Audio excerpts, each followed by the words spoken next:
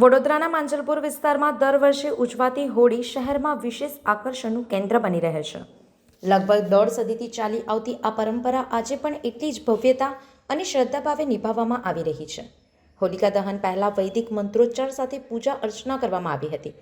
ત્યારબાદ શુભ મુહૂર્તમાં હોળી પ્રગટાવવામાં આવી. સ્થાનિક આગેવાનો અને મોટી સંખ્યામાં ભાવિકો હાજર રહ્યા હતા. સુરક્ષા વ્યવસ્થાને ધ્યાનમાં રાખીને પોલીસ બંદોબસ્ત પણ તહેનાત કરવામાં આવ્યો હતો. હોળી પ્રગટાવતા જ હોળી હેના નારા સાથે વાતાવરણ ભક્તિ અને ઉત્સાહથી ગુંજી ઉઠ્યું. આ પરંપરા હોળી માત્ર ધાર્મિક મહત્વ જ નહીં પરંતુ સામાજિક એકતાનું પણ પ્રતીક માનવામાં આવે છે. માંજલપુરની આ ઐતિહાસિક હોળી શહેર માટે ગૌરવ સમાન ગણાય છે. હોળિકાનો દિવસ છે અને હોળીનો પર્વ છે, તો વડોદરા શહેરના નગરજનોને ખાસ હોળીની શુભેચ્છા. આજે વડોદરા શહેરની સૌથી મોટામાં મોટી હોળી એવી માંજલપુરની હોળી એને અત્યારે પ્રગટાવવામાં આવશે. એની પૂજા અર્ચન થશે.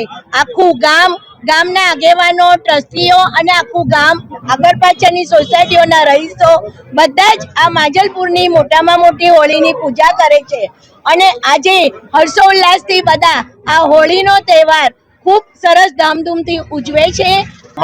ગુજરાતમાં મોટામાં મોટી હોળી થાય છે તો એ આપણા માંજલપુરમાં થાય છે. એની પાછળનું કારણ છે કે અહીંના જે નાના ભૂલકાઓ છે એક મહિના પહેલા એની તૈયારી કરતા હોય છે. બીજું કહીશ કે અહીંયા દરેક સમાજ ભેગા થઈને કાર્યક્રમ કરતા હોય છે. હોળી એટલો નહીં, દરેક જેટલા બી તહેવાર સનાતનને બિલોંગ કરતા જેટલા બી તહેવાર છે એ બધા જ દરેક સમાજ અહીંયા ભેગા થઈને કરતા હોય.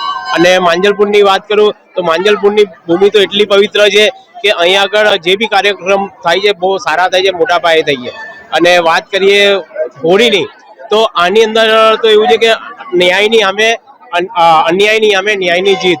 ભક્ત પ્રહલાદને મારવાની બહુ કોશિશ કરી પણ છતાંય ભક્ત પ્રહલાદને એક કોઈ વાર પણ વાંકો નહીં થઈ શક્યો અને જે હોળિકા હતી એ જાતે સળગી ગઈ. એટલે એના પરથી જાણવા મળે છે કે તમે જેટલા બી શક્તિશાળી હોય, પાવરફુલ હોય, પણ જો તમારામાં ઘમંડ ને અભિમાન આવે તો તમારો સર્વનાશ થાય છે. અને ભક્ત પ્રહલાદની જીત થઈ ત્યાર પછી આ હોળિકા વર્ષોથી આ परंपरा चालू. ये भगवान की भक्ति दर्शाती है कि अग्नि में भी बैठ के अग्नि को समाप्त करने की, क्योंकि जिस भक्ति से भगवान प्रहलाद ने जिस भक्ति पर जनता को जो मार्ग दिया कि भक्ति ही सबको मार्गदर्शन दे सकती है, इसीलिए कहते हैं कि सभी भाई भक्ति में जाएं. સંવાદદાતા સાથે અભિપ્રાય ન્યૂઝ, વડોદરા. આવા જ વધુ સમાચારો જોવા માટે સબસ્ક્રાઇબ કરો અમારી YouTube ચેનલને અને જોડાયેલા રહો Facebook, Instagram અને Twitter પર.